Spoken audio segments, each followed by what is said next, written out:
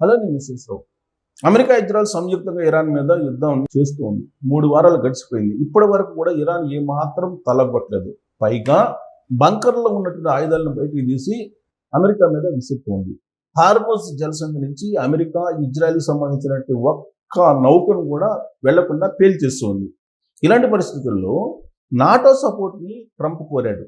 కానీ నాటో దేశాలు జపాన్ కానీ, ఫ్రాన్స్ కానీ, యూకే కానీ ఇవన్నీ కూడా నో చెప్పాయి.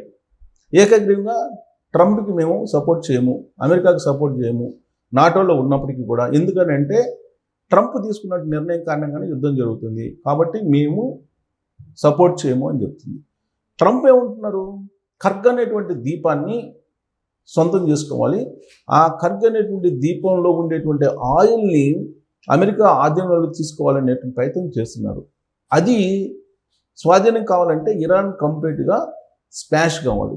మరి ఇరాన్ని స్మాష్ చేసేటువంటి సత్తా అమెరికాకు ఉందా అంటే ప్రస్తుతం ఉన్నటువంటి పరిస్థితుల్లో అంతర్జాతీయంగా అందుతున్నటువంటి సమాచారం ప్రకారం నాటో సపోర్ట్ లేకుండా అమెరికా ఒక్కటే ఇరాన్ని సొంతం చేసుకునేటువంటి పరిస్థితి కనిపించట్లేదు. పైగా ఇరాన్ ఉధృతంగా తన ఆయుధాలని, పవర్ఫుల్ ఆయుధాలను బయటకు తీస్తుంది రోజు రోజుకు కూడా. ఊహించినటువంటి విధంగా అమెరికా ఇజ్రాయెల్ ఊహించినటువంటి విధంగా పవర్ఫుల్ వెపన్స్ని తీస్తూ ఉంది.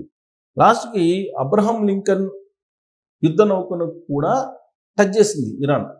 అంటే రాబోయేటువంటి రోజుల్లో ఇంకా పవర్ఫుల్ వెపన్స్ ఏమేమి ఉన్నాయి ఇరాన్ దగ్గర అనేది కరెక్ట్గా ఖచ్చితమైనటువంటి సమాచారం ఇజ్రాయెల్ దగ్గర కానీ అమెరికా దగ్గర కానీ లేదు. అందుకే ఇప్పుడు ఒక అడుగు వెనక్కి వేసినటువంటి ట్రంప్ ఇరాన్ నాశనం అయిపోయింది, ఇంకా అక్కడ నాశనం చేయడానికి ఏమి లేదని చెప్తూనే యుద్ధం నుంచి ఎలా బయటికి రావాలి అనేది కూడా ఆయనకు అర్థం కాక నాటో సపోర్ట్ని కోరారు. బట్ నాటో ససేమరా అంటుంది.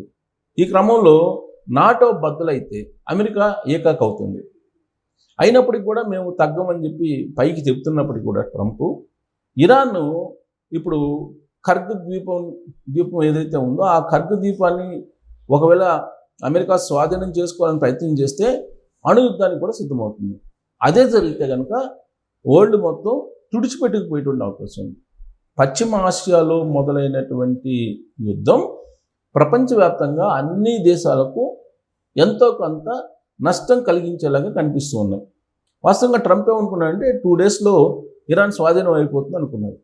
వెనిజువేలా మాదిరిగానే స్వాధీనం అయిపోతుందని ఎక్స్పెక్ట్ చేశారు. కానీ అక్కడ పర్షియన్ దేశాలు ఏదైతే ఉన్నాయో ఈ పర్షియన్ దేశాల్లో ఉండేటువంటి అమెరికా స్థావరాల మీద ఇప్పుడు ఇరాన్ మిజైల్స్ వేస్తుంది, డ్రోన్స్ తోటి యుద్ధం చేస్తుంది.